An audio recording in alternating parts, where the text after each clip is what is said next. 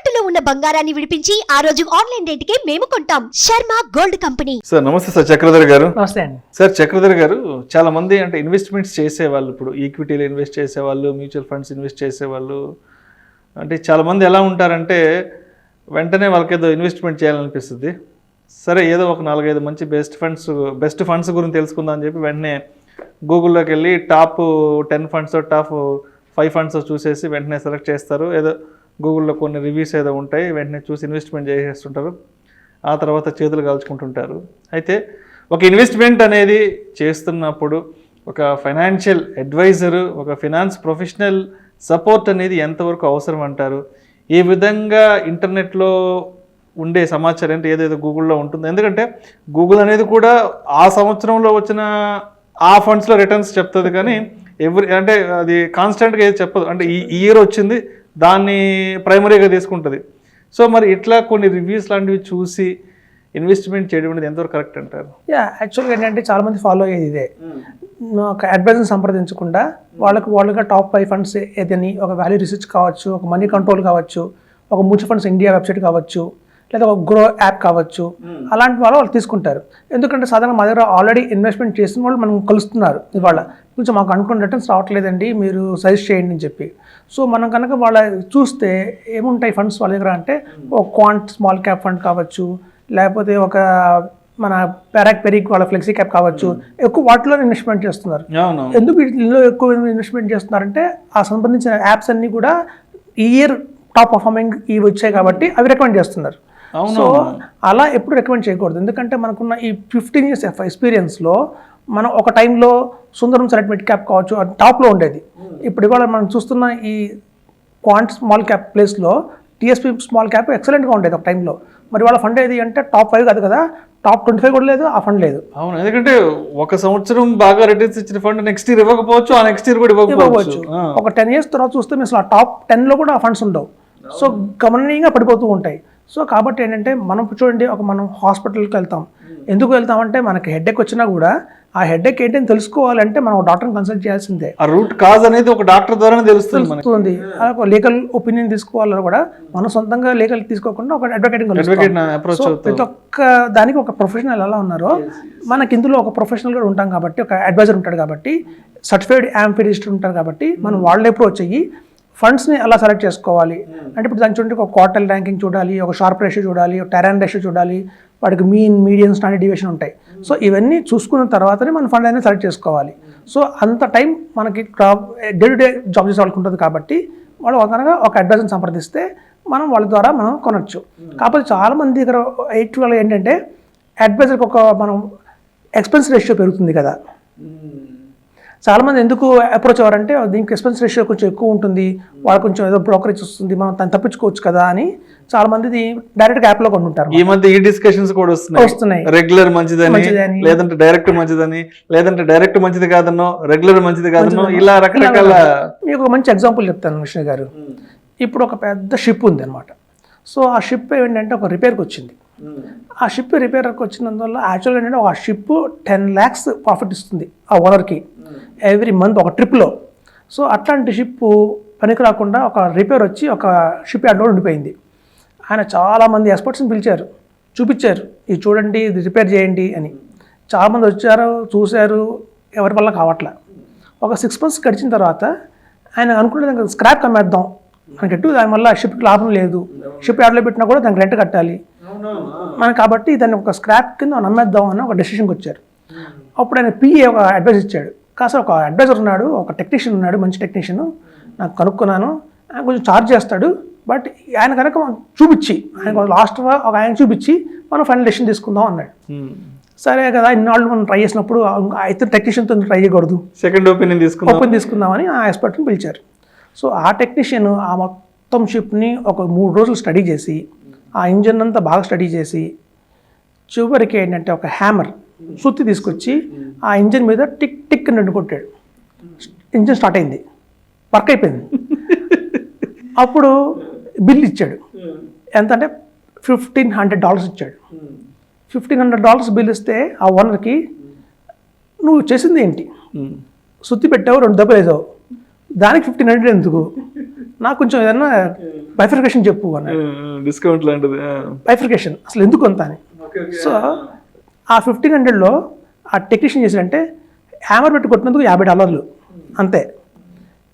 Balance $1450 నా experience కోసం అని చెప్పాడు. అంటే ఆ ఇంజన్ మొత్తం నేను స్టడీ చేయాలి, ఎక్కడ కొట్టాలి, ఎంత గట్టి కొట్టాలి అనేది నేను అబ్జర్వ్ చేసుకొని ప్రాబ్లం ఎక్కడుందో ఐడెంటిఫై చేసినందుకు ఇది నేను ఎలా చేయగలిగాను, నా 20 ఏళ్ళ ఎక్స్పీరియన్స్ వల్ల చేయగలిగాను. కాబట్టి ఈ $1450 నా ఎక్స్పీరియన్స్కి, నా టాలెంట్కి, ఈ $50 నేను కొట్టేందుకు అని అన్నాడు. అప్పుడు హ్యాపీగా ఫీల్ అయ్యాడు. కాబట్టి ఏంటంటే మన డిస్ట్రిబ్యూటర్స్ వల్ల వెళ్తే లాభం నష్టం అనుకుంటారు కానివ్వండి, ఒక అడ్వైజర్కి 20 ఏళ్ళ అనుభవం ఉంది.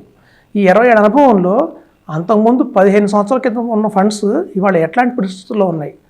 మేము కూడా ఆ రోజుల్లో ఎప్పుడైతే ఈ కెరీర్ మొదలుపెట్టామో ఆ రోజుల్లో మేము కూడా వాల్యూ రీసెర్చ్ మీద డిపెండ్ అయిన వాళ్ళమే, ఆ రోజు మనీ కంట్రోల్ మీద డిపెండ్ అయిన వాళ్ళమే, ఆ రోజు టాప్ 5 ఫండ్స్ చూసుకునేవాళ్ళం. సో నా క్లయింట్స్ కూడా మైక్రోసాఫ్ట్లో కానివ్వండి, విప్రోలో కానివ్వండి, పరాక్లో కానివ్వండి, వాళ్ళు కూడా ఈ వాల్యూ రీసెర్చ్, మనీ కంట్రోల్ అని చూసుకునేవాళ్ళం. చూసుకుంటే అప్పుడు ట్యాక్స్ సేవింగ్ ఫండ్స్ ఉండేవి, ఈక్విటీ లింక్డ్ సేవింగ్ స్కీమ్స్ అనేవి ఉండేవి. అప్పుడు ఆ రోజు మేము కొడితే అండి ఆదిత్య బిర్లా వాళ్ళది Birla Sun Life Tax Relief 96 fund అనేది నెంబర్ 1లో చూపించేది, నెంబర్ 1లో. సో అందరూ మేము అదే చెప్పేవాళ్ళం, కళ్ళు మూసుకొని ఈఎల్ఎస్ఎస్ స్కీమ్ అండి Aditya Birla Sun Life Tax Relief 96 ఫండ్లో ఇన్వెస్ట్ చేసుకోండి అని చెప్పేవాళ్ళం. 30%, 40% ఇచ్చింది ఆ ఫండ్ ఆ రోజుల్లో. సార్ నెక్స్ట్ రిలయన్స్ వాళ్ళది ట్యాక్స్ సేవింగ్ ఫండ్ ఉండేది, రిలయన్స్ ట్యాక్స్ సేవింగ్ ఫండ్. ఈ రెండు టాప్ 1, టాప్ 2లో ఉండేవి. 15 years తర్వాత ఆ రెండు ఫండ్స్ ఇవాళ ఎక్కడున్నాయంటే బాటంలో ఉన్నాయి. ఆ రోజు టాప్ నెంబర్ 1, నెంబర్ 2లో ఉన్న ఫండ్స్ ఇవాళ 26th, 25th ప్లేస్లో ఉన్నాయి. రిటర్న్ ఎంత ఇస్తున్నాయంటే 9% ఇస్తున్నాయి. మరి ఒకప్పుడు 30% ఇచ్చిన ఫండ్ ఇవాళ 9% రిటర్న్ ఇస్తున్నాయి. అంటే మీకు ఏమైంది, ఆ రోజు మేము అందరం అనుకున్నాం ఓహో టాప్ ఫండ్స్ని సెలెక్ట్ చేసుకోవటం అంటే ఇలా సెర్చ్ చేసుకోవచ్చు అని చెప్పి. ఇప్పుడు అదే చెప్తున్నాం, అంత కాన్ఫిడెన్స్గా మనం చెప్తున్నాము అంటే ఇవాళ ఏవైతే మీ యూనియన్ మనకి క్వాంట్ స్మాల్ క్యాప్ కావచ్చు, పెరిక్ ఫ్లెక్సీ క్యాప్ కావచ్చు, ఇవన్నీ ఇవాళ మీకు నెంబర్ 1లో కనిపిస్తున్నాయి. కానీ మీ 2030-35 కల్లా ఈ ఫండ్స్ అసలు మీకు టాప్ 5లో ఉండవు.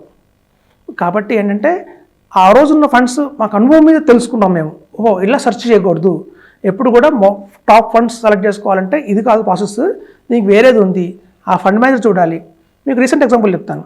5 years బ్యాక్ ఎవరైనా సరే కొడితే గూగుల్లో మంచి ఫండ్ అంటే మెరా యాసెట్ వాళ్ళ ఫండ్స్ వచ్చేవి. మెరా యాసెట్ బ్లూ చిప్ కావచ్చు, అన్ని మెరా యాసెట్ బాగా టాప్లో కనిపించేవి. ఎందుకంటే ఒక గోపాల్ అగర్వాల్ ఫండ్ మేనేజర్ ఉండేవాడు. ఇప్పుడు ఆ ఫండ్ మేనేజర్ హెచ్డిఎఫ్సి మూవ్ అయ్యాడు, ఇప్పుడు అక్కడ లేడు. మీరు చూస్తూ ఉంటే 5 yearsలో ఏమైందంటే ఆ మెరా యాసెట్ ఫండ్స్ కొన్ని డౌన్ అవుతున్నాయి. ఆయన ఎక్కడైతే జాయిన్ అయ్యాడు HDFC large and mid cap funds, ఇవి బాగా పైకి వెళ్తున్నాయి. సో ఈవెన్ మీ ఫండ్స్ పర్ఫార్మెన్స్ కూడా ఫండ్ మేనేజర్ చాలా కీలకమైన రోల్ ఉంది. సో ఫండ్స్ మీరు ఎప్పుడు కూడా ఓన్లీ ఒక యాప్ ద్వారానో, ఒక వెబ్సైట్ ద్వారానో, లేకపోతే ఎవరన్నా గూగుల్లో చెప్పిన బెస్ట్ టాప్ 5 ఫండ్స్ అలా ఫాలో అవ్వకుండా, ఫ్రెండ్స్ రికమెండ్ చేశారనో అలా తీసుకోకుండా ప్రాపర్ అడ్వైజర్ ద్వారా కనుక మీరు వెళ్ళి ఒక మంచి ఫండ్ మీకు ఏదైతే 12% CAGR ఎవ్రీ ఇయర్ ఇస్తుంది అనుకుంటున్నారో అట్లాంటి ఫండ్స్ని మనం సెలెక్ట్ చేసుకుంటే మనం మీరున్న 12 yearsలో మేము కూడా చెప్తాం ఫండ్ మాస్టర్స్ వస్తుంది. మనం ఇవాళ 5 funds మొదలుపెట్టి కంప్లీట్ స్టార్ట్ చేస్తే మీకు 3 years తర్వాత 4 years తర్వాత అట్లీస్ట్ 2 funds అయితే ఖచ్చితంగా మార్చాల్సి వస్తుంది. ఎందుకంటే దాంట్లో ఉన్న ప్రాబ్లమ్స్ ఏవే ఉంటాయి, మైగ్రేషన్ ఉంటుంది, కంపల్సరీ చేయాలి.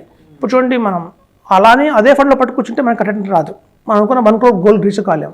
కాబట్టి ఏంటంటే ఫండ్ పర్ఫార్మెన్స్ అనేది పూర్తిగా మీరు అడ్వైజర్ చేతిలో పెట్టి మీరు ప్రశాంతంగా ఉంటే అది మనం అనుకున్న గోల్కి.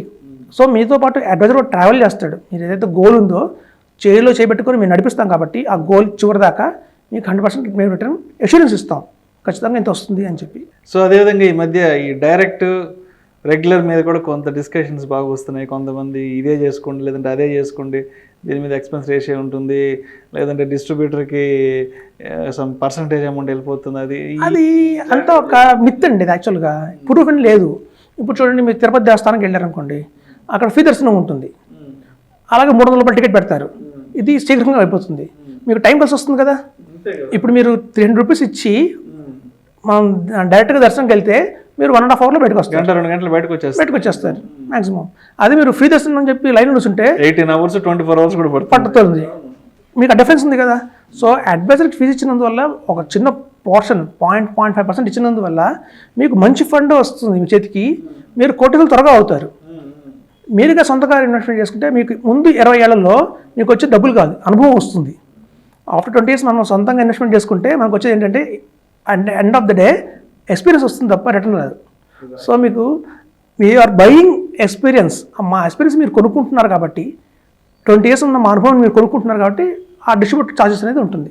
కాబట్టి రెగ్యులర్ ఫండ్లోకి వెళ్ళండి, మీరు ఖచ్చితంగా కోటీశ్వర్లు అవ్వండి. Thank you so much Chakradhar గారు.